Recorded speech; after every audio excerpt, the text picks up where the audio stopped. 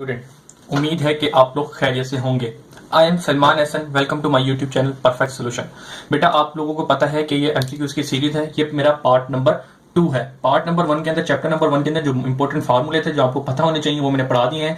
Part number 2 पढ़ा रहा हूं। इसके अंदर आप लोगों को क्या करना है, पास पेपर के एमसीक्यूज स्टार्ट करने हैं 2019 से लेके 2010 तक के। ठीक है बेटा, तो इंशाल्लाह उम्मीद है कि ये करवाऊंगा मैं आपको। तो सबसे पहले मैं जो स्टार्ट करूंगा वो 2010 से स्टार्ट करूंगा। ठीक है, तो 2010 की हेडिंग डाल लेता हूं।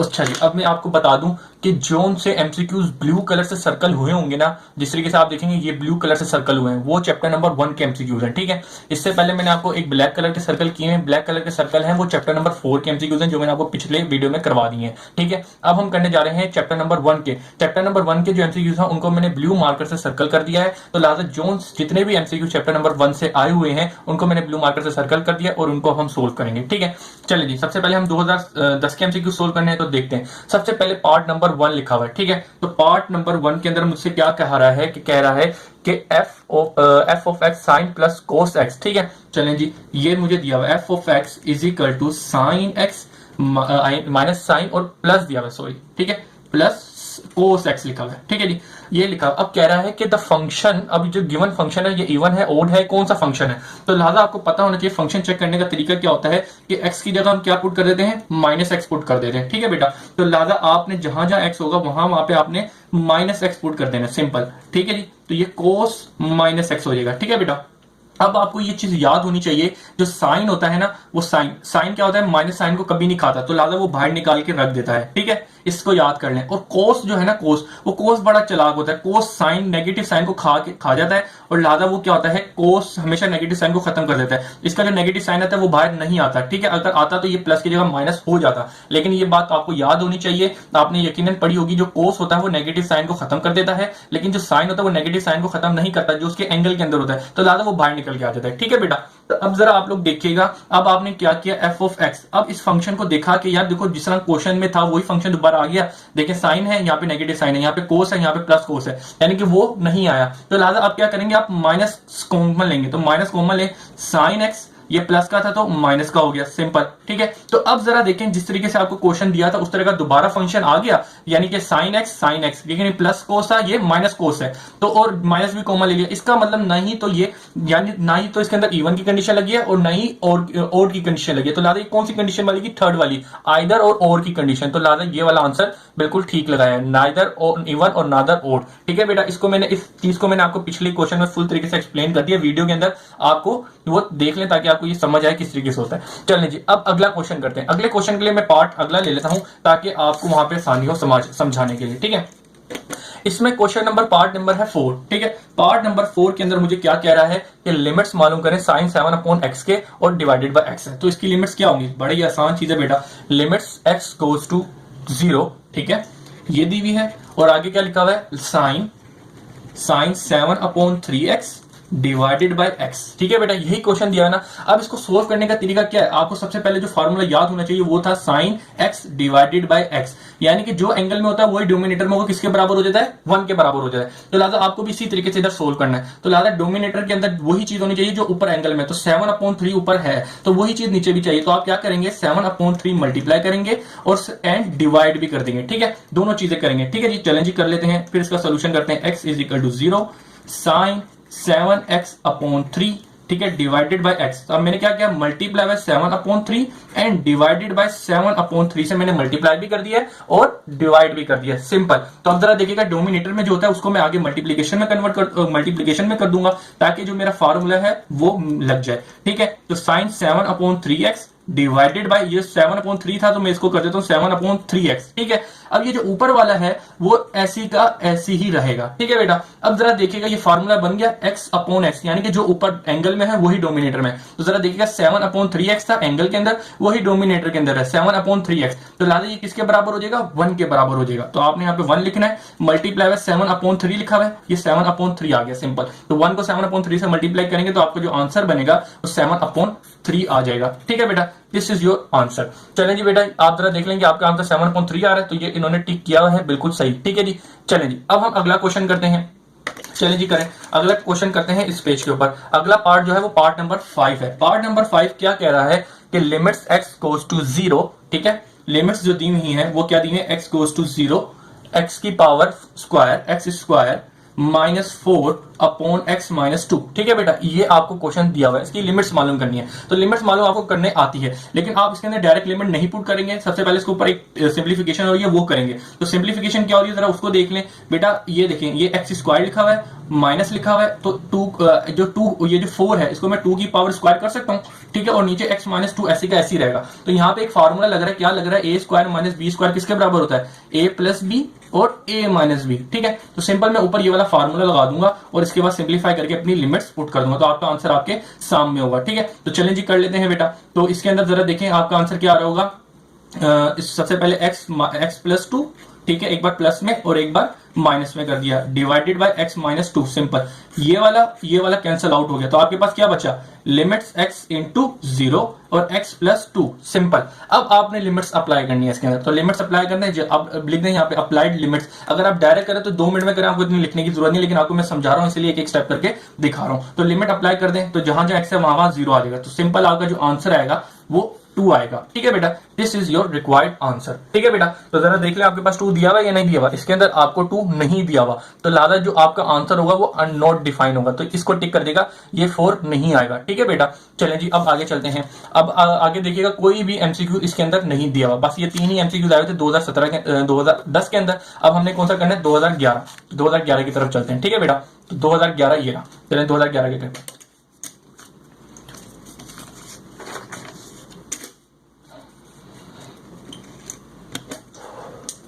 अच्छा जी बेटा, 2011 के अंदर सबसे पहले मैं यहाँ पे हेडिंग डाल देता हूँ, ठीक है, ताकि कंफ्यूजन न रहे और ये चीजें आप लिख लें, तो यकीन माने कि आपको ये दिमाग में ऐसे पक्के हो जाएंगे कि जब आपके पास एमसीक्यूज में आएंगे आपको सिंप्लीफिकेशन भी नहीं करनी, खुद ब खुद हो जाएंगे। चलिए जी 2011 का पार्ट नंबर 5 आया हुआ है, चैप्टर नंबर 1 का। तो सबसे पहले पढ़ लेते हैं। फंक्शन दिया हुआ है x अपॉन मोड x, ठीक है, और ये कौन सा फंक्शन होगा, तो फंक्शन मालूम करने का सबसे आसान तरीका मैंने आपको बता दिया है, क्या होता है उसको अप्लाई करते हैं, simple x upon divided by x module, ठीक है। अब आपको पता है x की जगह -x पुट कर देंगे, आपको फंक्शन मालूम करना होता है, तो आप क्या करेंगे, f ऑफ x है इजिकल टू -x यहाँ पे पुट किया और -x यहाँ पे पुट किया, ठीक है। अब आपको पता है कि ये -x ही रहेगा, जो नीचे वाला है उसके साथ क्या लिखा है, मॉड्यूल रखा हुआ है, तो मॉड्यूल क्या करता है, नेगेटिव साइन को खत्म करता है, तो लिहाजा ये पॉजिटिव का पॉजिटिव ही रहेगा, ठीक है बेटा। अब आप क्या करेंगे, इससे माइनस साइन कॉमन लेंगे तो x अपॉन x मॉड्यूल आ जाएगा, ठीक है, यानी कि जो फंक्शन था वो दोबारा ही आ गया। कब आया, जब माइनस कॉमन लिया। तो यहाँ पे जो कंडीशन लग रही है वो ये लग रही है कि आपको जो फंक्शन था वो दोबारा आ गया, कब, जब आपने माइनस को कॉमन ले लिया। तो ये फंक्शन कौन सा होता है, ओड फंक्शन होता है, तो लिहाजा आप ओड फंक्शन को टिक कर दें, ये रहा आपका, इसने टिक किया हुआ, ठीक है बेटा, सिंपल ओड फंक्शन हो गया। अब आ जाते हैं पार्ट नंबर 8 पे। पार्ट नंबर 8 को हम यहाँ पे कर लेते हैं अगले पेज पे। अब इस पे देखिए पार्ट नंबर 8 में हमें क्या कह रहा है, सिंपल एक फार्मूला है जो आपको मैंने जो फार्मूले की वीडियो कराई थी उसमें करवा दिया था। क्या लिखा हुआ है, limits x goes to infinity, ठीक है, और उसके बाद लिखा हुआ है 1 + 1 अपॉन n की पावर n, ठीक है। अब आपको ये वाला फार्मूला पता है कि जो डोमिनेटर में होता है वही इसके ऊपर आ जाए, तो ये किसके बराबर होता है, एक्सपोनेंशियल के बराबर। यहाँ पे जो चीज होती है उसकी पावर 1, यहाँ पे क्या लिखा है, 1 लिखा है, तो 1 को लिखो या ना लिखो कोई मसला नहीं है, ठीक है, आप एक्सपोनेंशियल 1 भी लिख सकते हो और 1 लिखो या ना लिखो कोई बात नहीं है। तो आपका जो आंसर होगा वो एक्सपोनेंशियल होगा, तो आपका एक्सपोनेंशियल ये आंसर लिखा हुआ, this is your right answer, ठीक है बेटा। चलें जी अब पार्ट नंबर हमने क्या करना है, पार्ट नंबर 11 को करना है। अब पार्ट नंबर 11 में हमें क्या कह रहा है, पार्ट नंबर 11 के अंदर लिमिट्स दी हुई है, बेसिकली एक फार्मूला लग रहा है, ये शायद मैंने आपको पिछली वीडियो में नहीं करवाया, तो इसको जरा देख लें। Limits x goes to a, x की पावर a माइनस की पावर n, सॉरी ये n लिखा हुआ है, इसके ऊपर भी n लिखा हुआ है, ठीक है बेटा, और डिवाइडेड बाय x - a। बेटा ये मुझे अच्छे तरीके से याद है, ये मैंने आपको जो थ्योरी के क्वेश्चन करवाए थे एक्सरसाइज 1.6 और 1.7 उसमें ये वाला फार्मूला आपको मैंने राम सुकून से पढ़ाया था। तो आपको पता है इसका आंसर क्या होता है, इसका आंसर होता है बेसिकली, ट्रिक ये होती है कि ये जो a n होता है ना, इसके ऊपर क्या लगा दो, डेरिवेटिव लगा दो। तो डेरिवेटिव का बेसिक रूल क्या होता है, पावर ऊपर होती है वो नीचे आ जाती है, तो n a नीचे आ गया और उसके ऊपर से n में से एक कम कर दिया, ठीक है। ये डेरिवेटिव का बेसिक रूल लगाया तो यही इसके बराबर होगा, तो ये किसके बराबर हो जाएगा, n a n - 1, आप देखेंगे इसी के बराबर। इसकी छोटी सी ट्रिक यही है कि आपने इसको पकड़ा, इसके ऊपर डेरिवेटिव का रूल लगाया, जो चीज आएगी वही आपका आंसर होगा। तो आप देखिएगा n a n की -1, तो इसके ऊपर यही चीज दी हुई होगी, n a n की n - 1, तो simple that is your right answer, ठीक है बेटा। चलिए जी, अब जरा देखेंगे आगे कोई भी क्वेश्चन आपका चैप्टर नंबर 1 से नहीं आया हुआ एमसीक्यू। चलिए अब हम करेंगे 2012, ठीक है जी। तो 2012 करते हैं। 2012 में सबसे पहले जो पार्ट है वो कौन सा दिया हुआ है, तो तीसरा आया हुआ है। तो सबसे पहले हम हेडिंग डाल देते हैं कि भाई कौन सा क्वेश्चन करने जा रहे हैं, 2012 का एमसीक्यूज करने जा रहे हैं, ठीक है। चलिए जी करते हैं। तो 2012 में सबसे पहले जो आया है वो आया हुआ है तीसरा, ठीक है। तो तीसरा एमसीक्यूज क्या है, कह रहा है मेरे पास, इसमें कह रहा है F of x is sine x plus cos x, ठीक है। बड़ा ही आसान है, ये मैंने आपको पहले भी करवा दिया है, sine x plus cos x, ठीक है, सिंपल। तो आपको पता है फंक्शन मालूम करने के लिए क्या करते हैं, एक्स की जगह माइनस एक्स पुट कर देंगे, ठीक है। तो sine minus x plus cos minus x, ठीक है। अब आपको पता है कि जो साइन होता है वो माइनस साइन को खाता नहीं है, यानी कि ये बाहर निकाल के रख देगा इसको, सिंपल, ठीक है। तो ये इस तरीके से हो जाएगा। और लेकिन जो कोस है वो नेगेटिव साइन को खा जाएगा, तो ये कोस एक्स हो जाएगा। तो अब आप जरा देखेंगे इसके अंदर आप माइनस साइन कॉमन भी ले लें तो ये आपके पास दोबारा वो फंक्शन नहीं आ रहा, ठीक है। तो लिहाजा ये दोबारा फंक्शन नहीं आ रहा, दोनों ना इधर ना इवन की कंडीशन लग रही है और ना ही ओड की कंडीशन लग रही है। तो इसका मतलब ना इधर ओड है और ना ही नाइदर नॉर और इवन की कंडीशन लगेगी। तो ये बड़ी वाली जो चीज लिखी होगी इसने, ये वाली neither even nor odd function है, तो इसको आपने टिक कर देना है, ठीक है बेटा। चलें जी, अब हम पढ़ेंगे पार्ट नंबर 9। तो पार्ट नंबर 9 के लिए अगला पेज निकाल लेते हैं आराम से, कौन से उसके ऊपर करते हैं, ठीक है।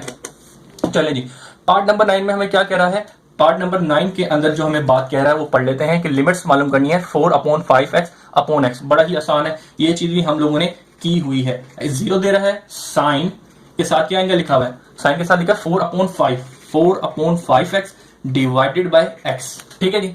तो यही चीज लिखिए। अब कह रहे हैं इसकी लिमिट मालूम करो, तो आपको पता है कि आपको यहाँ पे कौन सा फार्मूला यूज करना है, साइन एक्स अपॉन एक्स किसके बराबर होता है, 1 के बराबर होता है, उसके साथ लिमिट भी लगी होती है। तो आपको ये कंडीशन बनानी है, तो आप क्या करेंगे, मल्टीप्लाई एंड डिवाइडेड बाय 4/5, सही है, सिंपल। तो लिहाजा वो चीज कर दें और आपका आंसर आपके सामने होगा। आपको पता है इसको सोल्व करने का यही तरीका होता है, 4/5x ये है डिवाइडेड बाय x, तो आपने मल्टीप्लाई किया 4/5 और यही डिवाइड कर दिया 4/5। जो डोमिनेटर में वो उसके साथ ले जाएंगे, क्यों ले जाएंगे, क्योंकि जो एंगल है वही डोमिनेटर के अंदर चाहिए होता है, ठीक है। तो लिहाजा आप कर दें x is equal to minus goes to 0 sine 4/5x और ये बन जाएगा 4/5x। यहां पे किससे मल्टीप्लाई हो रहा है, 4/5 से, ठीक है। तो जरा देखिएगा जो ऊपर एंगल था 4/5x, तो 4/5x आ गया है, तो ये किसके बराबर हो जाएगा, 1 के बराबर हो जाएगा। तो आपने यहाँ पे 1 लिख देना है, मल्टीप्लाई बाय 4/5, तो 1 को 4/5 से मल्टीप्लाई किया तो 4/5 ही आपका एंगल आ जाएगा। This is your required answer, ठीक है। तो आप जरा देख लीजिएगा, ये लिखा है 4/5, तो 4/5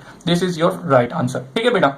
चलें जी आगे चलते हैं। अब आगे देख लें, आगे के कोई भी चैप्टर नंबर 1 का नहीं आया हुआ 2012 के अंदर, ठीक है। तो हम 2013 चलते हैं, ठीक है जी। चलें 2013 के निकाल लें, 2013 ये रहा 2013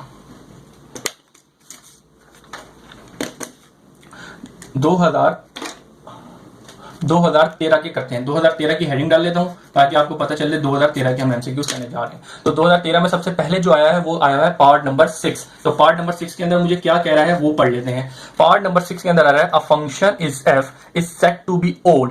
ओड फंक्शन कब कहेंगे, कभी भी किसी इक्वेशन के। तो आपको पता है किसी भी फंक्शन के अंदर आप क्या पुट करें, f is equal to minus x put कर दें और माइनस को कॉमन ले लें, ठीक है। जब माइनस कॉमन लेंगे दोबारा वही फंक्शन आ जाए, तो इस कंडीशन को कहेंगे ये फंक्शन कौन सा है, ओड है, ठीक है। अगर आपने एफ ऑफ एक्स लिया, इसके अंदर दोबारा माइनस एक्स पुट कर दिया और आपका फंक्शन वही आ जाए, इसको क्या बोलेंगे, इवन कहेंगे। और कोई फंक्शन है जिसके अंदर आपने एफ माइनस एक्स पुट किया और आपका ना तो क्या आए वही फंक्शन आए और ना ही माइनस कॉमन लेने के बाद वही फंक्शन आए, तो इसको क्या कहेंगे, ये नाइदर और वाली कंडीशन लगेगी, ठीक है। नाइदर नॉर वाली कंडीशन लगेगी। आपको पता है कि अगर f माइनस पुट करेंगे, माइनस कॉमन लेंगे, दोबारा वही फंक्शन आ जाए, इसको ओड फंक्शन बोलेंगे। और वही माइनस पुट करने पे वही दोबारा फंक्शन आ जाए तो आप इसको इवन फंक्शन बोलेंगे। लेकिन यहाँ पे आपको क्या बोला गया कि आप वो फंक्शन बताएं जो ओड फंक्शन है। तो लिहाजा ओड फंक्शन आपको पता है कि माइनस कॉमन ले लेंगे तो वही दोबारा फंक्शन आ जाएगा, तो पहले वाली कंडीशन होगी। तो सिंपल आपको मैंने तीनों बता दी क्योंकि ये तीनों आ सकती है एमसीक्यूज के अंदर। तो पहला अभी तो आपका पहला वाला आंसर बनेगा, तो सिंपल आपने सिर्फ पहली वाली कंडीशन को टिक मार देना है। तो पहली वाली कंडीशन क्या बन रही है, वो ये बन रही है, जब आपने माइनस एक्स पुट किया तो माइनस कॉमन लेने के बाद आपका आंसर आएगा। This is your right answer. ये जो इसने लगाया ये गलत लगाया है, ठीक है बेटा, तो इसको सही कर लिएगा। चलें जी, अब हमने क्या करना है, 2013 का पार्ट नंबर 8 करेंगे। तो पार्ट नंबर 8 के अंदर मुझसे क्या कह रहा है उसको पढ़ लेते हैं, फिर हम सोल्यूशन करते हैं। तो पार्ट नंबर 8 में यकीनन एक फार्मूला लग रहा है जो हम लोगों ने पहले भी सोल्व किया है, लिमिट्स एक्स गोज टू क्या दिया हुआ है, 0 दिया हुआ है और 1 + 1 अपॉन n की पावर n लिखा है। तो आपको पता है ये किसके बराबर हो जाएगा, एक्सपोनेंशियल के बराबर हो जाएगा। ये हमने पहले भी किया, तो लिहाजा आप इसको एक्सपोनेंशियल को डायरेक्ट टिक कर दें, simple. This is your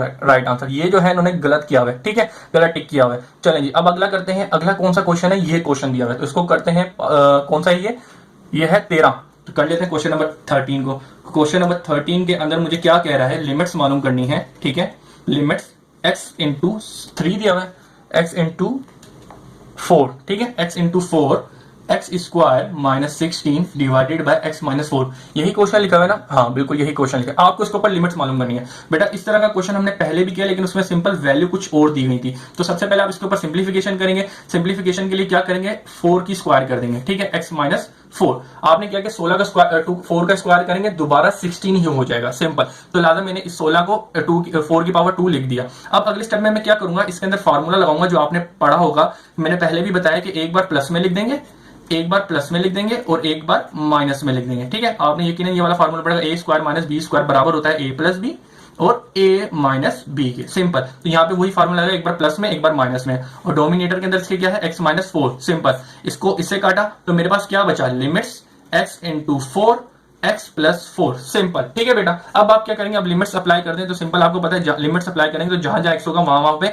x की वैल्यू आ जाएगी। x की वैल्यू 4 दी है, आपने 4 लिखा और ऑलरेडी 4 लिखा, तो 4 और 4 कितना हो गया, 8, ठीक है। तो दिस इज योर आंसर। तो आपको देख लें 8 टिक किया, हाँ this is your right answer. तो 8 ये इन्होंने टिक भी किया, यही आपका आंसर है। चलें बेटा अब आगे चलते हैं। यकीनन 2013 के अंदर और एमसीक्यूज नहीं है, तो हम 2014 करेंगे।